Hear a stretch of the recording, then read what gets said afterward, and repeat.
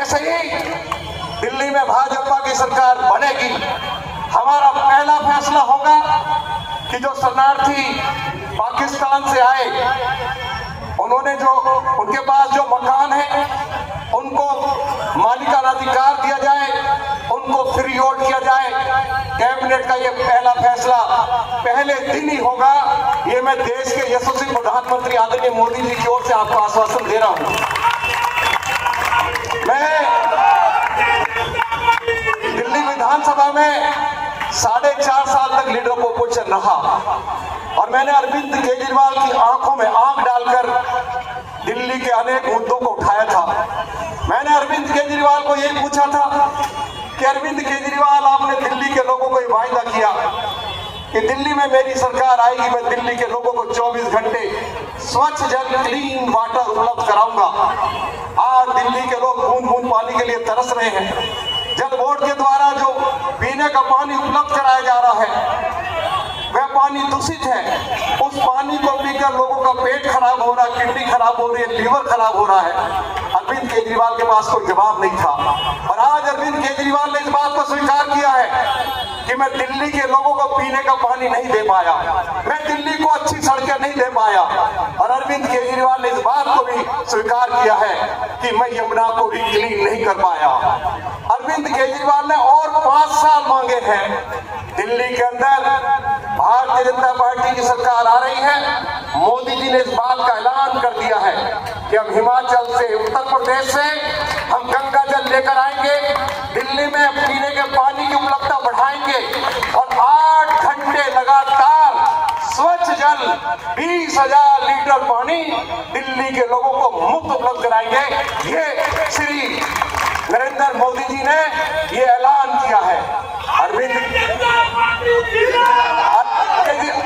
केजरीवाल कहते हैं कि मैंने महिलाओं के लिए डीटीसी की बसों में मुफ्त सफर की व्यवस्था कर दी। बहुत हैरानी की बात है, जब अरविंद केजरीवाल दिल्ली के मुख्यमंत्री बने, डीटीसी के पास 6,500 बसें थी। अरविंद केजरीवाल पिछले 10 सालों में डीटीसी के लिए एक नई बस खरीद नहीं पाए। हम भारत के प्रधानमंत्री श्री नरेंद्र मोदी के प्रति आभार व्यक्त करना चाहते हैं कि उन्होंने दिल्ली को 1600 इलेक्ट्रिक बसें दी और मुफ्त में दी। आज मैं ये ऐलान करने के लिए खड़ा हुआ हूँ, दिल्ली में भाजपा की सरकार बन रही है। हमारे नेता श्री नरेंद्र मोदी जी ने, गृह मंत्री अमित शाह जी ने ऐलान कर दिया है कि हम दिल्ली के लिए 13,000 इलेक्ट्रिक बसें लेकर आएंगे, जिससे कि दिल्ली के लोगों को जब वो बस स्टैंड पर खड़े हों, चाहे वो महिला हो चाहे वो पुरुष हो, उनको घंटे घंटों इंतजार न करना पड़े। 10 मिनट में उनको डीटीसी की बस उपलब्ध हो जाए। और महिलाओं के लिए जो डीटीसी की बसों में जो मुफ्त सफर की व्यवस्था की है, हम इस व्यवस्था को जारी रखेंगे। मैं अरविंद केजरीवाल को ये चुनौती दे रहा हूं और ये बात कह रहा हूं कि वो ये कह रहे हैं यदि हम सत्ता में आएंगे तो हम 200 यूनिट जो मुफ्त बिजली मिल रही है उसको बंद कर देंगे। हम महिलाओं के लिए मुफ्त सफर की व्यवस्था को खत्म कर देंगे। हम 20,000 लीटर पीने का पानी, वैसे तो अरविंद केजरीवाल के पास है ही नहीं, उसको बंद कर देंगे। मैं साउथ दिल्ली का पार्लियामेंट का मेंबर हूं, आपका पार्लियामेंट का मेंबर हूं।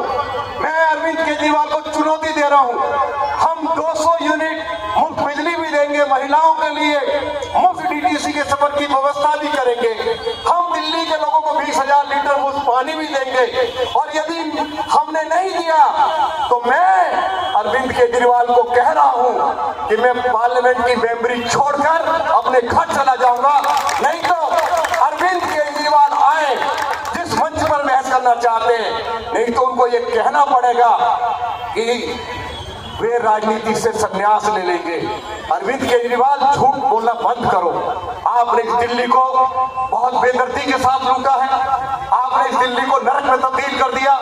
और मैंने दिल्ली विधानसभा के अंदर कहा था कि अरविंद केजरीवाल इस दिल्ली को महमूद गजनी ने भी लूटा है, कोरी ने भी लूटा है, नादिर शाह ने भी लूटा है, अहमद साबदारी ने भी लूटा है, तैमूर लंग ने भी लूटा है, और इस दिल्ली को अंग्रेज ने भी लूटा है, और इस दिल्ली को अरविंद केजरीवाल तुमने भी लूटा है। अब ये लुटेरे जाएंगे दिल्ली में भाजपा की सरकार आएगी, दिल्ली को वर्ल्ड क्लास सिटी बनाएंगे। आप सभी लोगों को इस बात की जानकारी है, WHO ने घोषणा कर दी कि दिल्ली दुनिया की सबसे ज्यादा प्रदूषित राजधानी है। और जो अभी रिपोर्ट आई है दिल्ली सरकार की, मेरी रिपोर्ट नहीं है, वे रिपोर्ट कहती है कि प्रदूषण की वजह से दिल्ली में हर साल 12,000 लोगों की मौतें हो रही हैं और दिल्ली के लोगों की उम्र 15 साल कम हो गई है। अरविंद केजरीवाल, दिल्ली प्रदूषित क्यों हुई? सुप्रीम कोर्ट ने उसके 2 कारण बताए हैं। एक कारण बताया है कि दिल्ली में पब्लिक ट्रांसपोर्ट सिस्टम पूरी तरह कोलैप्स हो गया। लोगों को मजबूरी में अपने पेट्रोल और डीजल की गाड़ियां सड़कों पर उतारनी पड़ी। यदि हमारा पब्लिक ट्रांसपोर्ट सिस्टम अच्छा होता तो फिर लोग उसका इस्तेमाल करते। दिल्ली में पेट्रोल और डीजल की गाड़ियों से दिल्ली बहुत ज्यादा प्रदूषित होती है। और सुप्रीम कोर्ट ने दूसरा कारण बताया है जो अरविंद केजरीवाल ने स्वीकार किया है कि मैं दिल्ली को पेरिस और लंदन वाली सड़कें नहीं दे पाया। आज दिल्ली की सड़कों पर गड्ढे हैं, जब गाड़ियां चलती हैं तो धूल उड़ती है। और सुप्रीम कोर्ट ने कहा है कि जब सड़कों पर धूल उड़ती है तो PM2.5 सबसे ज्यादा धूल से जनरेट होता है। दिल्ली जो है धूल उड़ने से सबसे ज्यादा प्रदूषित होती है। तो अरविंद केजरीवाल, आपने दिल्ली को दुनिया की सबसे ज्यादा प्रदूषित राजधानी बना दिया। मैं पूछना चाहता हूं अरविंद केजरीवाल से कि आप पिछले 10 सालों में दिल्ली को एक नया कॉलेज नहीं दे पाए। जो कॉलेज दिल्ली में fully funded by Delhi government, जो कभी श्री मदनलाल खुराना ने दिए थे, या 1967 से लेके 1972 तक जब दिल्ली में जनसंघ की सरकार थी, श्री VK मल्होत्रा ने 16 कॉलेज दिए थे। और उस समय हिंदुस्तान के लोग कहते थे कि दिल्ली जो है वो कॉलेजों की दिल्ली है। मदनलाल खुराना ने 12 कॉलेजेस दिए। अरविंद केजरीवाल जो 12 colleges fully funded by Delhi government, teaching staff को, नॉन टीचिंग स्टाफ को सैलरी नहीं दे पाया। आज हमारे स्कूल्स में 25,000 टीचर्स की कमी है। आज 60% स्कूल्स में साइंस और कॉमर्स की पढ़ाई नहीं है। हमारे बेटा बेटी, हमारे छात्र छात्राएं इंजीनियर डॉक्टर कैसे बनेंगे? आज दिल्ली के स्कूलों में जो गेस्ट टीचर्स है उनको रेगुलाइज करने का वायदा किया गया था, एक भी किसी गेस्ट टीचर को रेगुलाइज किया नहीं गया। हजारों गेस्ट टीचर्स को सरकारी नौकरी से बाहर कर दिया। ये वायदा किया था कि हर साल मेरी सरकार दिल्ली में 5 नए कॉलेज देगी। अरविंद केजरीवाल ने पिछले 10 सालों में यदि एक नया कॉलेज बनाया हो तो रामवीर सिंह विधूड़ी पार्लियामेंट की मेंबरी छोड़कर अपने घर चला जाएगा। लेकिन ये जवाब तो आप लोगों को लेना पड़ेगा। अरविंद केजरीवाल दिल्ली में कोई एक नया फ्लाईओवर नहीं बना पाया, कोई एक हॉस्पिटल नहीं बना पाया, DTC के लिए बस नहीं खरीद पाया। और आज यमुना इतनी गंदी हो गई है, जिस यमुना की सफाई के लिए केंद्र सरकार ने 8,500 करोड़ रुपया दिया। बार बार केंद्र सरकार अरविंद केजरीवाल को चिट्ठी लिखी कि आखिर ये 8,500 करोड़ रुपया कहां कर दिया। दिल्ली के जो 24 नाले यमुना में गिरते हैं, गंदे नाले, जो मल यमुना में गिरता है, और यमुना में जो आज गंदगी है 80% गंदगी दिल्ली की है। यदि अरविंद केजरीवाल ने 24 नालों के लिए जो सीवेज ट्रीटमेंट प्लांट लगाने के लिए जो मोदी जी की सरकार ने 8,500 करोड़ रुपए दिए थे, यदि सीवेज ट्रीटमेंट लगा दिए जाते तो आज यमुना प्रदूषित नहीं होती। आज यमुना 3 गुना ज्यादा दूषित हो गई है। अरविंद केजरीवाल कह रहे हैं कि मुझे यमुना की सफाई के लिए 5 साल और दे दो। आप पढ़े लिखे लोग यहाँ बैठे हुए हैं, अरविंद केजरीवाल से एक बात जरूर पूछिए कि अरविंद केजरीवाल, यमुना की सफाई सुप्रीम कोर्ट नहीं करा पाया, यमुना की सफाई दिल्ली की सरकार नहीं कर पाई। NGT ने हाथ खड़े कर दिए और अंत में NGT ने कहा दिल्ली के lieutenant governor Shri VK Saxena ji को कि दिल्ली के LG साहब की चेयरमैनशिप में एक कमेटी बनाई जाती है और दिल्ली की यमुना की सफाई की जिम्मेवारी दिल्ली के LG को दी। 11 किलोमीटर लंबी यमुना साफ हो गई। अरविंद केजरीवाल कि NGT ने दिल्ली के LG को उस कमेटी का चेयरमैन क्यों बना दिया? सुप्रीम कोर्ट में चले गए। सुप्रीम कोर्ट ने जो कमेटी बनाई थी उसको स्टे कर दिया, उसके काम को रोक दिया। अरविंद केजरीवाल, आज मैं कहने के लिए खड़ा हूं कि आपको यमुना मैया शराब देगी और नई दिल्ली से आपकी जमानत जब्त होगी और दिल्ली से आपकी, अगर दिल्ली के लेफ्टिनेंट गवर्नर उन्होंने एक अच्छा काम शुरू किया था तो आखिर आपके पेट में दर्द क्यों हुआ? बहुत सारी बातें श्री रमेश विधुड़ी जी ने, अनुराग ठाकुर जी ने कह दी है। अब लोगों के मन में एक भाव आएगा कि रामवीर सिंह विधुड़ी 10 साल से, रमेश विधुड़ी एमपी है, 10 साल से दिल्ली में हमारे साथ एमपी है, केंद्र में मोदी जी की सरकार है, मोदी जी की सरकार ने दिल्ली को क्या दिया आज मैं बताने के लिए खड़ा हुआ हूँ। रामवीर सिंह विधुड़ी दिल्ली विधानसभा का मेंबर था बदरपुर से, मैं लीडर ऑपोजिशन था। श्री रमेश विधुड़ी के सहयोग से हमने 885 एकड़ जमीन जिसके ऊपर राखी का ढेर था, एनटीपीसी की राखी का ढेर था, बदरपुर एनटीपीसी का जो हमारा पावर हाउस था, 885 एकड़ जमीन पर हमने नरेंद्र मोदी जी के आशीर्वाद से उस 885 एकड़ जमीन पर इको पार्क बनवाने का काम शुरू किया। लगभग वह बनकर तैयार हो गया है। उस इको पार्क को आप जरूर देखने चलेंगे मेरे साथ, तो आपको पता लगेगा ये काम यदि धरती पर भगवान आ जाए तो भगवान कर सकता है, नहीं तो चमत्कार नरेंद्र मोदी जैसा प्राइम मिनिस्टर कर सकता है। आप चल के देखिए, उसमें जॉगिंग ट्रैक है, साइकिल ट्रैक है, योगा सेंटर है, सारे पार्क विकसित किए गए हैं, उसमें सफारी है, उसमें चिड़ियाघर है।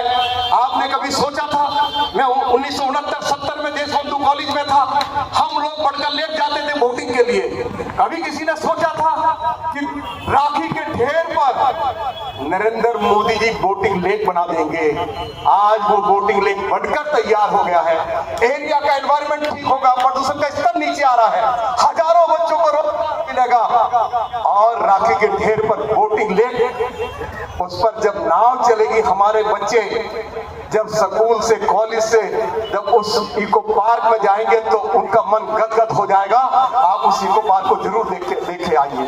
मैं पूछना चाहता हूँ, आप मथुरा रोड पे जाते हो, कितना ट्रैफिक जाम रहता है? श्री रमेश विधुड़ी ने, रामवीर सिंह विधुड़ी ने लगातार केंद्र सरकार से, श्री नितिन गडकरी जी से आग्रह किया कि ये मथुरा रोड पर बहुत ट्रैफिक रहता है। मेरे क्षेत्र में जो आगरा कैनाल है, कालिंदी कुंज से लेके आगरा कैनाल के साथ साथ एक 6 लेन का हाईवे बनाया जाए।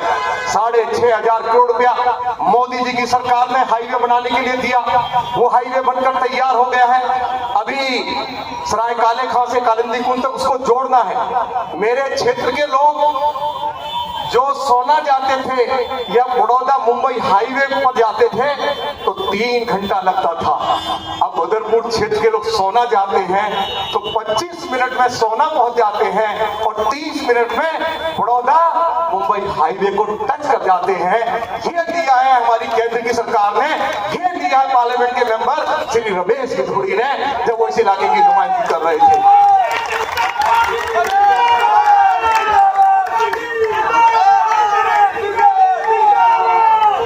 श्री नरेंद्र मोदी ने प्रगति मैदान के साथ आपने देखी नहीं है, 1.5 किलोमीटर लंबी टनल बनाई है। दिल्ली की ट्रैफिक व्यवस्था को ठीक करने के लिए 1000 करोड़ रुपया उसके ऊपर खर्च किया है। आप जाइए प्रगति मैदान में, आप जाइए द्वारका में, वर्ल्ड क्लास 2 कन्वेंशन सेंटर बनाए हैं। आप जाइए इंडिया गेट पर, जहां कभी इंग्लैंड के राजा की प्रतिमा लगती थी, आज इंडिया गेट के बगल में नेताजी सुभाष चंद्र बोस की प्रतिमा लगाकर देश के शहीदों को मोदी जी ने सम्मानित किया है। नेशनल वार मेमोरियल बनाया है दिल्ली पुलिस के लिए, ये नेशनल पुलिस वार मेमोरियल बनाया है। हमारे पास दिल्ली पुलिस के पास कोई अच्छा पुलिस हेडक्वार्टर नहीं था। जयसिंह रोड कनॉट प्लेस में 1000 करोड़ रुपया खर्च करके मोदी जी की सरकार ने एक वर्ल्ड क्लास पुलिस हेडक्वार्टर बनाया है। जिस पार्लियामेंट का मेंबर हूं, उसकी शानदार इमारत भी नरेंद्र मोदी जी ने दी है। कर्तव्य पथ पर आप जाइए, शायद उतने लोग ताजमहल देखने के लिए नहीं जाते, लाखों की संख्या में लोग इंडिया गेट और कर्तव्य पथ को देखने के लिए जाते हैं। लोग कहते हैं कि मोदी जी ने धरती पर स्वर्ग उतार दिया। नरेंद्र मोदी जी ने अभी हमको तीसरा रिंग रोड दिया, जिसके ऊपर 12,500 करोड़ रुपया खर्च हुए, बनकर तैयार हो गया है। उसमें 26 हमारे फ्लाईओवर्स हैं, 18 अंडरपास है। आज दिल्ली के लोग 2 घंटे में जयपुर पहुंच जाते हैं, 2 घंटे में चंडीगढ़ पहुंच जाते हैं, 2 घंटे में देहरादून पहुंच जाते हैं। क्या मोदी जी ने ये कमाल किया या नहीं किया है? आज जाइए आप द्वारका में 140 एकड़ जमीन के ऊपर मोदी जी की सरकार ने जो शानदार वर्ल्ड क्लास पार्क बनाया है, यदि आपने वो पार्क देखा है तो आपका मन बाग हो जाएगा। हमारे पास एक नहीं, हम दर्जनों उपलब्धियां आपको बता रहे हैं जो मोदी जी ने दिल्ली को दी हैं। मोदी जी ने, जैसे मैंने कहा कि अच्छे हाईवे दिए हैं, मोदी जी ने दिल्ली को 1600 इलेक्ट्रिक बसें भी दी हैं। तो मोदी जी की सरकार ने पिछले 8-10 सालों में दिल्ली को जो कुछ दिया उसकी मैंने चर्चा की है। आज मैं आपसे प्रार्थना करने के लिए आया हूं, आप यदि ये चाहते हैं कि दिल्ली को वर्ल्ड क्लास सिटी बनाया जाए तो आपको 5 साल नरेंद्र मोदी को देने पड़ेंगे।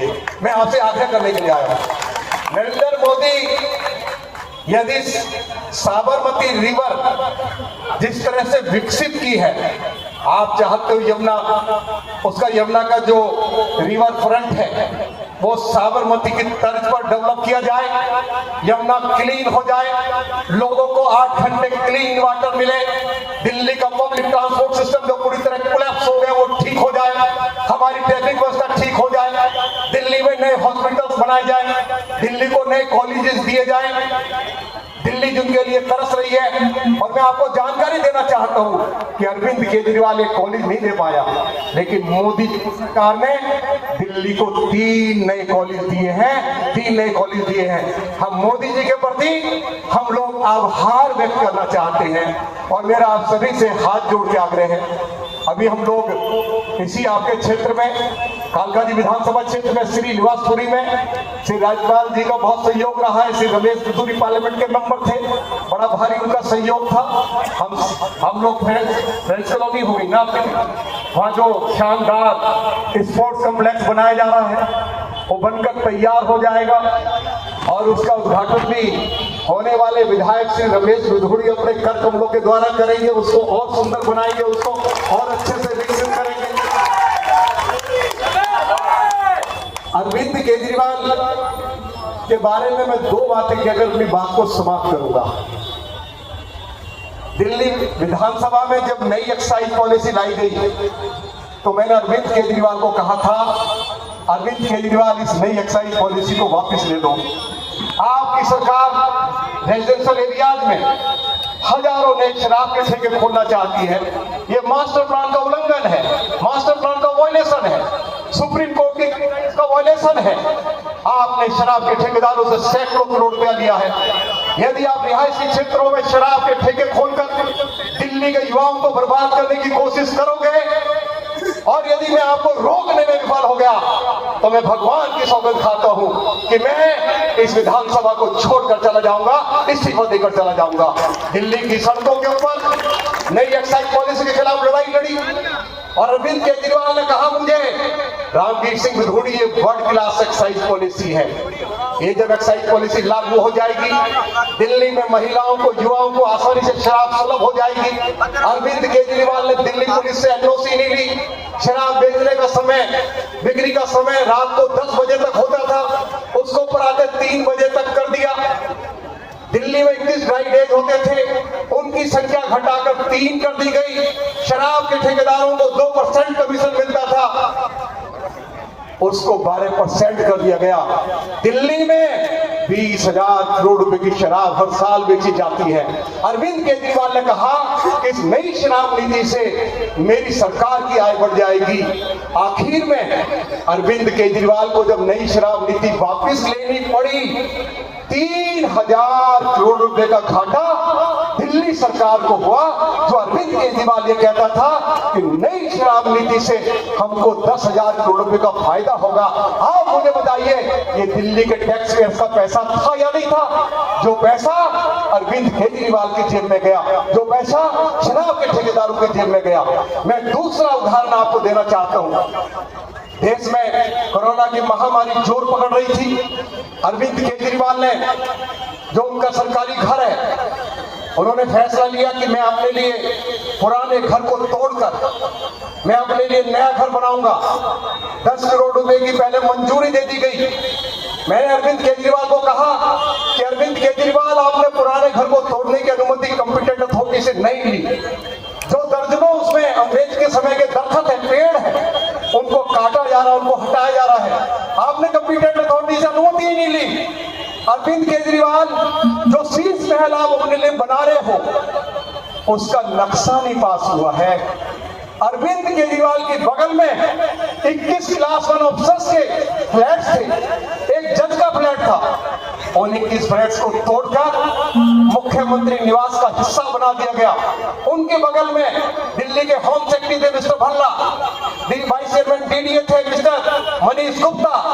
दोनों की कोठियां चीफ मिनिस्टर रेसिडेंस के साथ जोड़ दी गई। और आपको मालूम है कितना पैसा खर्चा हुआ? 179 करोड़ रुपया अरविंद केजरीवाल ने अपने शीश महल के ऊपर खर्च किया। 53 करोड़ रुपया निर्माण के ऊपर खर्च हुआ। जो 21 फ्लैट तोड़े गए थे, उन क्लास 1 ऑफिसर्स को कॉमनवेल्थ गेम्स जहां हुए, कॉमनवेल्थ गेम्स में फ्लैट खरीदकर सरकार ने दिया। एक फ्लैट की कीमत 6 करोड़ रुपया थी। 126 करोड़ रुपया दिल्ली के टैक्स पेयर्स का पैसा था। उन्होंने फ्लैट्स खरीद 179 करोड़ रुपया कानून कायदे ताक पर रखकर। जो घर बनाया उसके लिए टेंडर भी कॉल नहीं किए गए। कानून कायदे का वायलेशन करके जो उन्होंने अपना शीश महल बनाया है। पहले अरविंद केजरीवाल एक्साइज पॉलिसी के चलते जेल गए, और चुनाव के बाद जो उन्होंने 179 करोड़ रुपया का जो अपने लिए शीश महल बनाया, जिसमें कई करोड़ रुपए का घोटाला हुआ है, अरविंद केजरीवाल शीश महल के चलते भी आप जेल जाओगे, ये मैं आज ऐलान करके जा रहा हूं। क्योंकि एक दिल्ली के चीफ मिनिस्टर ने अगर यही पैसा 3000 करोड़ रुपया जो एक्साइज पॉलिसी में हमको घाटा हुआ, 179 करोड़ रुपया जो हमने शीश महल पर लुटा दिया, यदि इस पैसे से हम दिल्ली की सड़कों को ठीक करते, दिल्ली में नए कॉलेजेस खोलते, दिल्ली में हम नए हॉस्पिटल बनाते, तो दिल्ली में दर्जनों नए हॉस्पिटल खुल सकते थे, दर्जनों कॉलेजेस खुल सकते थे। लेकिन अरविंद केजरीवाल ने उसकी चिंता नहीं करी।